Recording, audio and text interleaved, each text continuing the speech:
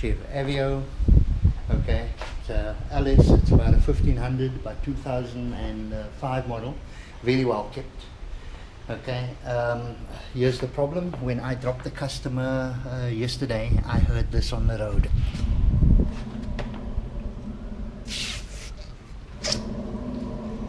Can you hear that roughness? That's a wheel bearing. So I'm going to show you how to do a rear wheel bearing on a Chevrolet Aveo 1500. So the first thing to do is normally to jack the car up and put it up on axle stands, which I basically do there quite securely. And then we need to remove the wheel. So with the wheel off, what I normally do, I remove the drum. Okay, so it has two retaining screws, Phillips. Obviously you've got your handbrake turned down already. Okay, you've got your wheel off, so you remove your two retaining little screws, pull off your drum, you put your drum one side out of the way, and then I use an old screwdriver and I just take the dust cover off this point, and then of course I take a size 30 with a breaker bar or a power bar, and I loosen up the center nut. Okay, and we'll turn the center nut out completely. Okay, that's the hold nut for your hub, and your hub is the one that houses, you can see it's a flanged nut. Okay, get that out of the way, and then we just simply pull the hub off, and you will notice that this hub has got ABS braking, so there's a sensor there. Okay, and you'll see this unit, just in case you have to replace the complete hub, you must know to get an ABS censored hub. Right, now that we've got the hub off, okay, if you look on the side that the wheel comes on, you'll see there's a circlip here. Okay, that circlip needs to be taken out, and the bearing needs to be driven out this way, okay, towards, you know, the wheel side. So quite simply, we'll just take the circlip out with the circlip pliers. Sometimes it is sort of easier said than done, but there we are. These clips normally get away from you. Okay, so that's the circlip taken out. Now I'm in a fortunate position where I do have a wheel bearing press, and I can press this bearing out. If you don't have a press, I'm sure that you can go to your local workshop and ask them to do it for you, maybe at a small fee or maybe for free, because that's certainly what I do for my community. You know, if they want to save a little bit of money, I'm always there to help. Okay, because I count on their continued support for my business, and the one who hand washes the other. And as my motto goes in vehicle maintenance and repairs.com, you know, in helping others, we do prosper in the end. Okay, so once in the press, you know, I just use one of these extended long sockets just to extend the reach of my press, and by just holding my hand down at the bottom there, you know, once the bearing sort of frees from the hub, it will drop out, and that's what our little bearing looks like. Okay, you can hear how rough that bearing is. So replacing it, we just basically turn the hub around like that, and then we put the new bearing in and we press it down. I'll show you how we do that when I get the new bearing.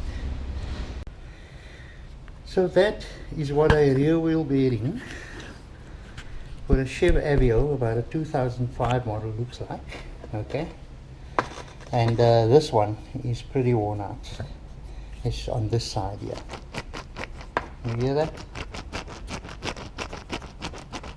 It has seen better days. It is a sealed bearing, but I've noticed that, you know, we had some oil or grease leaking out here, and I think that is probably the reason that this bearing is packed up. It's run without grease.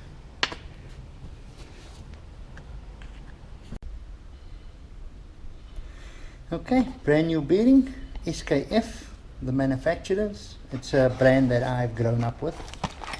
Yeah, so the part will be, the part number is VKBA3525. Okay, and that is a SKF brand. Okay, which is pretty good. It's quite a comprehensive package. They give you the bearing, of course, and then you also get your dust cover, you get your retaining nut, brand new, and you also get a new clip. Alright, so let's open up the packaging there, and you can see a brand new dust cover, brand new retaining nut. You know, it has it's a sort of a fiber lock washer, fiber lock on the nut itself, and then of course your retaining clip to keep the bearing inside the hub. So the first step now would be to basically fit the bearing. So it doesn't matter which way the bearing goes, okay, into the but as long as it goes in through the front of the hub there, okay, and you know, it needs to be pressed right up against this lip here, and then of course we put the retaining nut on. So what I normally do, I take an old bearing, okay, on top of the new bearing, as a sort of, so that I do not damage the bearing when I press or knock it in. Remember that you do not want to hit the bearing in the center at all. If you hit it, you're going to damage the bearing. Okay, so you need to make contact on the circumference, the outer edge of the bearing. So what I've done, I've taken one section of the bearing, I pulled it out. As you can see, there's nothing inside there, and I will now lay this on top of that, put this into my press, and then use shims to build it up, press it in, and then obviously put the circlip back. And I'll show you how I do that in the press.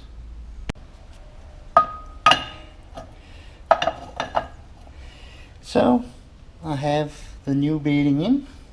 I'm using an old bearing, okay, to help seat it.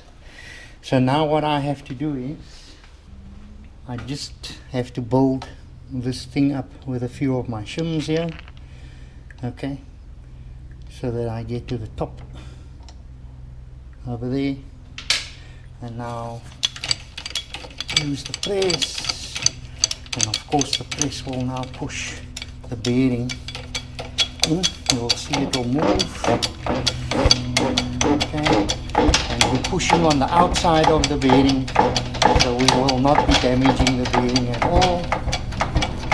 This is the advantage of having a press, but you could, I suppose, use something else as well. We might just have to, okay, so that's home all the way. So you know, you can just lift out your old bearing. All I need to do is take the circlip and put it in there, clamp down on it nicely, push the circlip down, okay, and just get it to lock in the groove at the bottom, like so. Okay, so that's it. Okay, bearing done. So now we need to fit it back onto the stub axle. So quite simply, the hub just fits over the stub axle like so. Okay, push it in. We'll take the brand new nut, put the nut in, turn the nut all the way against, and when the nut is all against, we're going to torque it about 180 Newton meters. Okay. And once that is tight, we can hear no more noise on that bearing. The bearing is nice and smooth. And all we now have to do is put on the dust cover, put back the drum, fit back the wheel, and we will have everything, the new wheel bearing fitted.